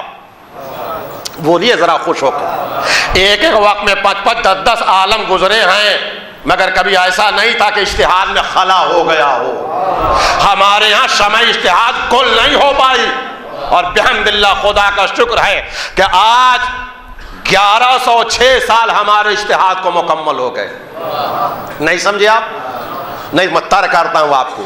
جو اس اجتہاد کی بنیاد دشمنی اہل بیت پہ رکھی گئی، وہ 4 قدم سے آگے نہ بڑھ پائے۔ ہم 1100 سال کا سفر طے کر کے چلے آئے ہیں، اور اس اجتہاد کو غیبت سے ملا دیں گے۔ میں پھر کہہ رہا ہوں کہ ہمارے ہاں بزم اجتہاد میں خوش ہوئیے، میں مکمل کر رہا ہوں، اب ختم کر رہا ہوں۔ بزم اجتہاد میں کبھی اندھیرا نہیں تھا، ایک ایک وقت میں کئی عالم و مجتہد تو رہے، مگر کبھی اندھیرا نہیں تھا۔ اور 1106 سال کا سفر ہم اطمینان سے طے کر کے چلے آئے، اور اس وقت بحمداللہ خدا کا شکر ہے کہ اس وقت جس کو CNN امریکہ بھی گریٹ مرجع کہتا ہے، آیت اللہ العظمی سید سیستانی حفظہ اللہ تعالیٰ طریق موجود ہیں۔ اس وقت جو ہمارے مرجع عالی قدر ہیں آیت اللہ سیستانی، ان سے پہلے آیت اللہ خوئی تھے، ان سے پہلے آیت اللہ موصول حکیم تھے، ان سے پہلے آیت اللہ برجردی تھے، ان سے پہلے اللہ کلینی تھے، شیخ مرتضیٰ انصاری تھے، ان سے پہلے خزمہ قزوینی تھے، ان سے پہلے صادق شیرازی تھے، ان سے پہلے محمد حسین نوری تھے، ان سے پہلے ملا احمد ناراقی تھے، ان سے پہلے سید بحر العلوم تھے، ان سے پہلے وحید بہبہانی تھے، ان سے پہلے شیخ محمد اکمل تھے، ان سے پہلے ملا محمد باقر مجلسی تھے، ان سے پہلے ان کے باپ ملا محمد تقی مجلسی تھے، ان سے پہلے شیخ بہائی تھے، ان سے پہلے حسین بن عبد الصمد تھے، ان سے پہلے احمد بن محمد بن خاتون تھے، ان سے پہلے شہید ثانی تھے، شہید ثانی سے پہلے احمد بن محمد خاتون تھے، ان سے پہلے شیخ عبدالعالی الکرکی تھے، ان سے پہلے علی بن ہلال جزائری تھے، ان سے پہلے احمد بن فہد ہلی تھے، ان سے پہلے علی بن خازن حائری تھے، ان سے پہلے ضیاء الدین علی بن شہید اول تھے، ان سے پہلے ان کے باپ شہید اول محمد المکی العاملی تھے، ان سے پہلے فخر المحققین تھے، ان سے پہلے علامہ ہلی تھے، ان سے پہلے محقق ہلی تھے، ان سے پہلے ابن نما تھے، ان سے پہلے محمد بن ادریس ہلی تھے، ان سے پہلے حمزہ توسی تھے، ان سے پہلے محمد بن شہر عاشوق تھے، ان سے پہلے شیخ مفید تھے، ان سے پہلے شیخ صدوق علیہ الرحمہ تھے۔ یہ ہمارے مذہب کے پہلے مرجع عالی قدر ہیں۔ صلوات علی محمد و آل محمد۔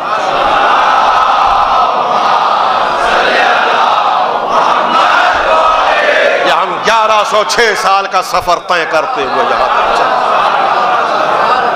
اس لیے ہماری نگاہوں میں کوئی مذہب، ہماری نگاہوں میں اور کوئی چیز چمکتی ہی نہیں، دکھتی ہی نہیں، دکھتی ہی نہیں۔ جس کے بچے سونے سے کھیلتے ہوں، ان کے بزرگوں کے سامنے تانبا لایا جائے۔ صلوات پڑھیں محمد و آل محمد پر۔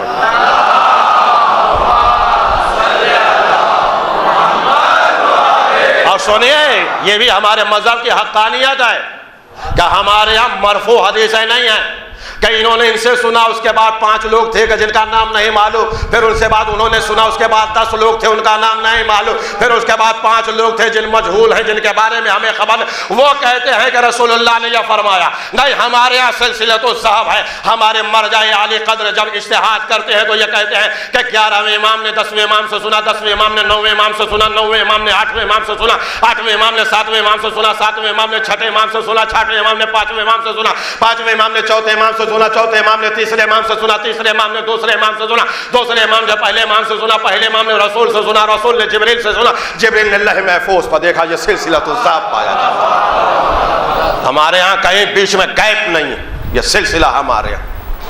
اب لوگ مایوس ہو کے سر پھوڑتے ہیں، یہ بڑے متعصب ہیں، کٹر پنتھی ہیں، شیعہ بہت سخت ہیں، کچھ ماننے کے لیے تیار نہیں ہیں، یہ علی کے علاوہ کچھ جانتے ہی نہیں، اہل بیت کے علاوہ کسی کو پہچانتے ہی نہیں، علی علی کرتے ہیں، علی، اس دروازے سے ہٹتے ہی نہیں۔ جس پر کبھی ناراض نہ ہوئیے گا، یہ ہماری فضیلت ہے۔ اب فضائل سنیے، جس کو فضائل سننا ہو سنیں۔ میں آج آپ سے کافی خوش ہوں، ہر جگہ یہ نہیں پڑھتا ہے، اتنا خشک موضوع، بہت دلچسپی سے آپ نے سماعت فرمایا کہ اب یہ ہمارا الزام جو لگتا ہے ہم پر کہ یہ بہت متعصب ہیں، یہ ہماری فضیلت ہے، فضیلت ہے۔ اب کوئی کہے یہ صاحب پلکیں بڑی متعصب ہیں، آنکھ میں کیڑے کو نہیں جانے دیتی، گرد کو نہیں جانے دیتی، کنکڑ پتھر کو نہیں جانے دیتی۔ ابے پلکوں کا کام ہی ہے کہ آنکھ کی حفاظت کرے، پلکوں کا کام ہی ہے کہ آنکھ کی حفاظت کرے۔ ہاں ہم علی اور اہل بیت کے سلسلے میں متعصب ہیں، ہمارا سینہ محبت اہل بیت سے واٹر پروف ہے، اس سینے میں اہل بیت کے علاوہ کسی کی محبت نہیں آتی، یہ ہماری فضیلت ہے۔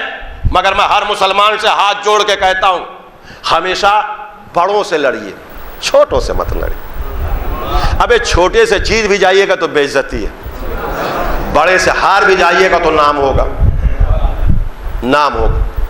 اب آپ سی ایم سے ملنے کے لیے جائیے، سی ایم سے ملنے کے لیے جائیے، اور وہ گیٹ پر روکے ہوئے ہیں، بولا کہ اپائنٹمنٹ نہیں ہے، اب آپ گتھم گتھا کر لیا، 4 ڈنڈے مار کے کس جیل میں بند ہو جائیے گا، مہینوں پتہ نہ چلے گا، مہینوں پتہ نہ چلے گا۔ اب وہ سیکورٹی والے سے لڑے پڑے ہیں، کس جیل میں گئے مہینوں پتہ نہیں چلے۔ ارے ہمت ہے تو سی ایم سے لڑ جائیے، کم سے کم اسٹیٹ کے سارے اخباروں میں چھپے گا کہ سی ایم کو مارا، سی ایم کو مارا، سی ایم کو مارا۔ دم ہو تو پی ایم سے جا کے لڑیے، تو کم سے کم پوری دنیا کے میڈیا میں تو آئے گا کہ پی ایم کو مارا مارا مارا مارا، زیدی نے جوتا مارا پوری دنیا میں آ کے۔ تو میرا کہنا ہے حافظین قرآن سے اور قاریان قرآن سے اور مفتیوں سے کہ بڑوں سے لڑیے، نام ہوگا، چھوٹوں سے مت لڑیے۔ اب 1500 سال سے ہم غریبوں سے کیا لڑ رہے ہیں، بہت متعصب ہیں، بہت متعصب ہیں، علی کے علاوہ کچھ نہیں، اہل بیت کے علاوہ۔ اب دم ہو تو اللہ میاں سے لڑیے، دم ہو تو رسول اللہ سے لڑیے، اللہ میاں سے لڑیے کہ 313 آیت قرآن میں علی کے فضیلت میں نازل کیا، کسی کے لیے ایک آیت بھی نہیں نازل کیا۔ دم ہو تو لڑیے اللہ سے۔ مباہلے میں انہی کو لے کے گئے، خیبر میں انہی کو لے کے گئے، تلوار انہی کے لیے آئی، علم انہی کے لیے آیا۔ لڑیے اللہ میاں سے، لڑیے اللہ میاں سے، لڑیے رسول اللہ سے کہ زندگی میں ایک مرتبہ بستر چھوڑا، کسی کو نہیں سلایا سوائے علی کے، مباہلے میں کسی کو نہیں لے گئے سوائے علی کے، خیبر میں کسی کو علم نہیں دیا سوائے علی کے، ایک اکلوتی بیٹی فاطمہ الزہرا تھی، کسی سے شادی نہیں کیا سوائے علی کے۔ بھائی لڑیے رسول اللہ سے اور لڑیے اللہ میاں سے کہ اس لامکان پروردگار نے زمین پر ایک گھر کعبہ بنایا، اما کسی کو نہیں پیدا کیا سوائے علی کے۔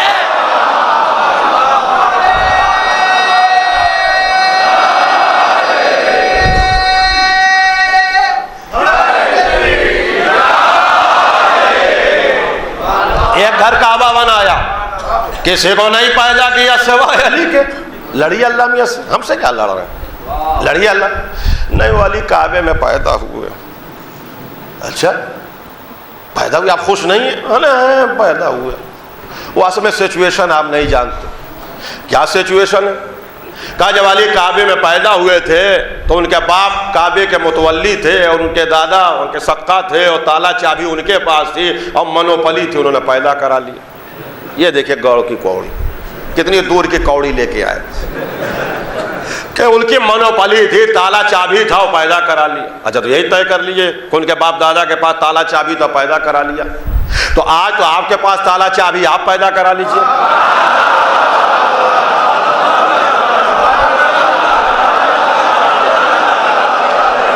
آج تو سب آپ کے پاس ہے، آپ کی منوپلی چل رہی ہے، وہاں پہ پیدا کرائیے. عبداللہ کی بیوی کو بند کریے، اعلان کریے نیا پرنس اللہ کے گھر سے پیدا ہوا.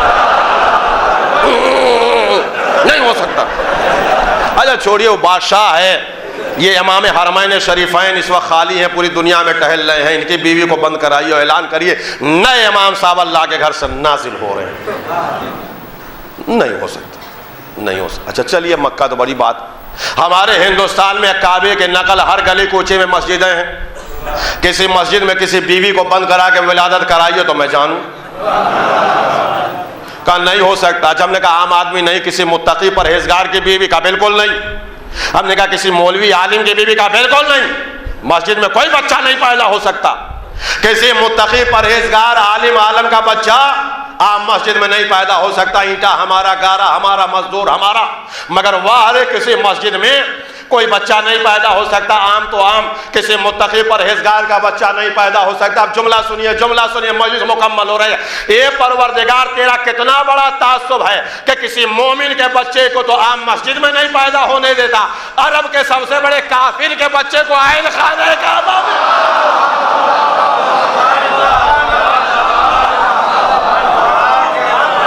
سلوات بڑے محمد و آل محمد.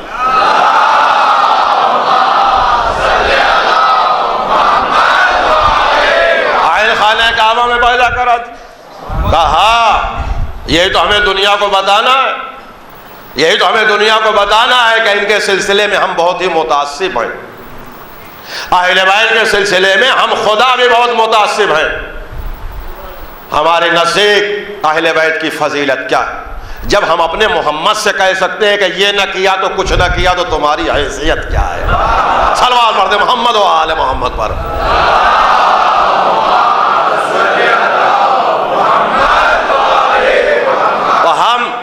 علی اور اہل بیت اور پنجتن کے سلسلے میں بہت زیادہ متاثر. آج جو میری تقریر تھی وہ رسول اللہ سے لے کے 12 امام سے لے کے مرجعیت تک تھی. کل سے سب فضائل آپ سنیں گے، مگر اب چونکہ موضوع ہے لہذا ایک جملہ کہوں. کچھ لوگ سازش کے تحت نوجوانوں کو ورغلاتے ہیں. سازش کے تحت یہ بتاؤ جو تمہارے ذاکرین آتے ہیں علماء، یہ لے دے کے ممبر پہ خالی علی کے فضائل، شہزادی کے حسن حسین، بس تھوڑا سا، اور اماموں کے کیوں نہیں پڑھتے؟ اثنا عشری شیعہ ہیں آپ، 12 امام کے. ہاں تمہارا بچہ کہے گا ہاں ہم اثنا عشری شیعہ ہیں. 12 امام کے ماننے والے؟ کہا ہاں. کہا تو یہ 11ویں امام کے فضائل کیوں نہیں زیادہ پڑھے جاتے، اور 9ویں امام کے کیوں نہیں پڑھے جاتے، اور 7ویں امام کے کیوں نہیں پڑھے جاتے؟ یہ ایک شیرہ لگا کے چلے جائیں گے. ہاں سب کے پڑھنا چاہیے. مگر آپ جو پوچھ رہے ہیں تو ایسا جب کوئی سوال کرے تو اس سے کہو کہ یہ بتائیے کہ آپ سب سے زیادہ اعتراض علی ہی پہ کیوں کرتے ہیں، اور اماموں پہ کیوں نہیں کرتے؟ 7ویں امام پہ کتاب کیوں نہیں لکھتے؟ 11ویں امام پہ کیوں نہیں لکھتے؟ 9ویں امام پہ کیوں نہیں لکھتے؟ جس کے بارے میں جتنا زیادہ اعتراض ہوگا اس کے بارے میں اتنا ہی زیادہ جواب دیا جائے گا. ان پہ بھی آپ بولنا شروع کر دیجیے تو ہم لکھنا شروع کر دیں گے، تخلیق کرنا شروع کر دیں گے. یہ تو ایک جواب. اور اماموں کے بارے میں ہاں ہم اثنا عشری شیعہ. یہ سارا زور قلم 1400 سال کا شیعوں کا علی کے اوپر کیوں ہے؟ زور زبان اور زور قلم کیوں ہے؟ آج میں ایک ایسی مثال دے دوں کہ بچے کو یاد رہے. آپ ہندوستان کا نقشہ دیکھتے ہیں، ٹیڑھا ٹیڑھا ہے. ہندوستان کا ایک بارڈر بنگلہ دیش سے ملتا ہے، ایک بارڈر نیپال سے ملتا ہے، کچھ چائنا سے ملتا ہے، ایک بارڈر پاکستان سے ملتا ہے. میں یہاں کے پرائم منسٹر اور وزیر اعظم اور صدر اور چیف آف آرمی سے پوچھنا چاہتا ہوں کہ آپ کو ہندوستان کے کس بارڈر سے زیادہ محبت ہے؟ پاکستان والے بارڈر سے زیادہ ہے کہ نیپال والے بارڈر سے ہے کہ بنگلہ دیش والے بارڈر سے ہے کہ چائنا والے بارڈر سے؟ تو ہمارے ملک کے حکمراں کہیں گے مولانا آپ کیسی باتیں بچکانی کر رہے ہیں، ہمیں ایک ایک انچ زمین سے برابر کی محبت ہے. جتنے پاکستان کے بارڈر سے ہاتھ اٹھا کے بولیے اتنی نیپال کے بارڈر سے، اتنی بنگلہ دیش کے بارڈر سے. ہم 1 انچ پہ جان دینے کے لیے تیار ہیں. ہم نے کہا جب آپ کو ہر بارڈر سے برابر کی محبت ہے تو ذرا ہمیں سمجھائیے کہ یہ ہندوستان کے سارے راڈار، ہندوستان کی ساری آرمی، ہندوستان کے سارے دفاعی آلے یا پاکستان ہی کے بارڈر پہ کیوں لگے ہیں؟ نیپال پہ بارڈر پہ کیوں نہیں ہیں؟ بنگلہ دیش کے بارڈر پہ کیوں نہیں ہے؟ ادھر تو جو آئے جائے کوئی ویزا نہ پاسپورٹ کا۔ مولانا اتنی سیدھی سی بات آپ کی سمجھ میں نہیں آ رہی ہے۔ ارے ہمیں تو ہر بارڈر سے برابر کی محبت ہے، ہر بارڈر سے برابر کی محبت ہے، ہر بارڈر سے برابر کی محبت ہے، مگر پاکستان والے بارڈر سے آتنکوادیوں کا خطرہ زیادہ ہے، آتنکوادیوں کا خطرہ زیادہ ہے، اس لیے دفاعی انتظام زیادہ ہے۔ وہی جواب ہمارا بھی ہے کہ ہمیں 12 امام سے برابر کی محبت ہے، مگر علی والے بارڈر پہ آتنکوادیوں کا خطرہ زیادہ آتنکوادیوں کا خطرہ زیادہ ہے، اس لیے دفاعی انتظام زیادہ۔ جتنے القاب علی کے چرائے گئے کسی کے نہیں چرائے، جتنی فضیلتیں علی کی چھینی گئی کسی کی نہیں چھینی، جتنے کمالات علی کے منتخب کیے گئے کسی کے نہیں، لہذا دفاعی انتظام ہمارا زیادہ ہے۔ ہمیں ہر امام سے برابر کی محبت ہے، مگر علی والے بارڈر پہ دشمنوں کا خطرہ زیادہ ہے، اس لیے ہم نے پورا زور قلم، زور زبان اور پوری طاقت امامت کے پہلی میل کے سلسلے میں اتنا کر دیا کہ 12 امامتوں کے بارے میں پھر زبان کھولنے کے کسی کو ہمت نہ۔ آپ پہلے تو علی کو 70 سال ممبروں سے برا بھلا کہا، اہل بیت کے خلاف تھا، اب جب دیکھے کہ کچھ نہ ہو پایا تو اب آپ کو خوش کرنے کے لیے کون نہیں ہے جو علی کو نہیں مانتا؟ کون نہیں ہے جو اہل بیت کو نہیں مانتا؟ ہم سب مانتے، آپ غلط فہمی کے شکار، ہم سب اہل بیت کو مانتے۔ یہ سب سلوگن میں کبھی آئیے گا نہیں، یہ بھی ایک سازش ہے، سب اہل بیت کو مانتے۔ کیسے مانتے؟ کہا صاحب ان کو مانا، پیچھے علی کو بھی رکھ دیا، یہ علی بھی ساتھ، دامن نہیں چھوٹے گا ان کا بھی ساتھ۔ میرا کہنا یہ ہے کہ مانیے تو ایسے مانیے جیسے اللہ نے بتایا، محمد نے غدیر میں دکھایا، ایسے مانیے جیسے اللہ رسول چاہتا ہے۔ کہا نہیں وہ ایسے مانیں گے نہ چھوڑیں گے، ان کو پیچھے علی کو، ان کو پیچھے علی کو۔ تو یہ جو علی کو مان رہے ہیں یہ علی کی محبت میں نہیں، علی کی فضیلت میں نہیں، یہ اپنی مجبوری میں مان رہے ہیں۔ ہم دیہات میں رہتے ہیں، جاتے جاتے رہتے، چلیے ہمارے ساتھ دیہاتوں میں اصلی دیسی گھی تلاش کریے، کہیں نہیں ملے گا۔ اصلی دیسی گھی جہاں پیدا ہو رہا آپ کو نہیں ملے گا، مگر آپ احمد آباد، سورت، بڑودہ یا بڑے بڑے شہر میں آئیے تو بڑے بڑے بورڈ اصلی دیسی گھی کی دکان،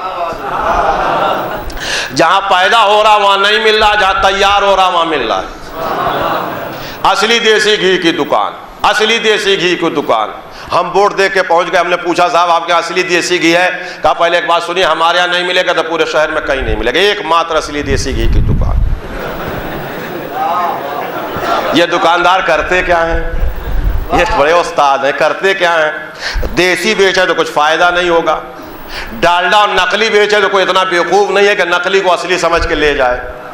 تو چالاک دکاندار چمکتا ہوا اچھا سا 4 کلو کا ڈبہ لیا، میری طرف دیکھیے، 4 کلو کا ڈبہ لیا، اطمینان سے 3 کلو نقلی ڈالڈا ڈالا، اوپر سے 1 کلو دیسی آخر میں ڈالا، پیک کر کے سجا دیا۔ اب ہم پہنچے، ہم نے کہا دیسی ہے؟ کہنے لگے بالکل ہے۔ ہم نے کہا دکھائیے، وہ 4 کلو کا ڈبہ لا کے رکھا، کہا دیسی ہے۔ ہم نے کہا یہ نقلی ہے؟ کہا اصلی ہے۔ بالکل اصلی۔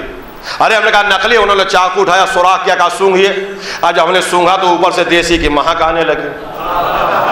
ہم نے کہا ہاں دیسی ہے، دیسی ہے، دیسی ہے، دیسی ہے۔ کتنی قیمت؟ کہا 2000 روپیہ۔ ہم نے 2000 دیا اور ڈبہ لے کے چلے گئے۔ میں آپ کے سر پہ قرآن رکھ کے پوچھ رہا ہوں، یہ جو دکاندار نے 1 کلو دیسی ملایا، یہ دیسی کی محبت میں کہ 3 کلو ڈالڈاؤں کا بھرم رکھنے کے لیے؟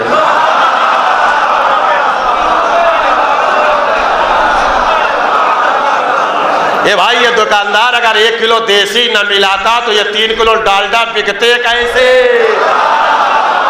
اسی لیے خلافت میں علی کو رکھا کہ اصلی اسلام کی مہک آئے، ورنہ ڈالڈاؤں کو پوچھتا کون؟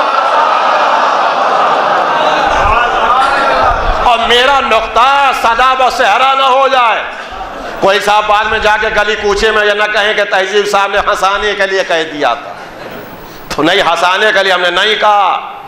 جن کے پاس موبائل ہے حوالے نوٹ کر لیں، نہیں تو تقریر میں ریکارڈ ہو رہا حوالہ، آج بھی ہر گھر میں صحیح بخاری ہے. صحیح بخاری کی کتاب الصلاۃ، باب کتاب الصلاۃ، پھر بول رہا ہوں باب کتاب الصلاۃ میں یہ روایت آج بھی موجود ہے کہ جب علی نے 25 ذی الحجہ سن 35 ہجری کو ظاہری خلافت قبول کر کے مسجد نبوی میں نماز پڑھائی تو پیچھے سے ایک بوڑھے نے کھڑے ہو کے کہا علی تم نے ویسی نماز پڑھائی کما صلیت النبی صلی اللہ علیہ وآلہ وسلم، تم نے ویسی نماز پڑھائی جیسی نبی پڑھایا کرتے تھے. اصلی کی مہک آنے لگی. ویسے یہ بوڑھے بڑے کام کے ہوتے ہیں. تاڑ لیا اس نے. 25 سال کا گیپ ہے. 25 سال کے بعد آج پہلے دن نماز ہوئی. بخاری کی روایت وہ کہتا ویسی پڑھایا جیسی نبی پڑھاتے تھے. یہ بھی طے ہو گیا کہ علی نے 25 سال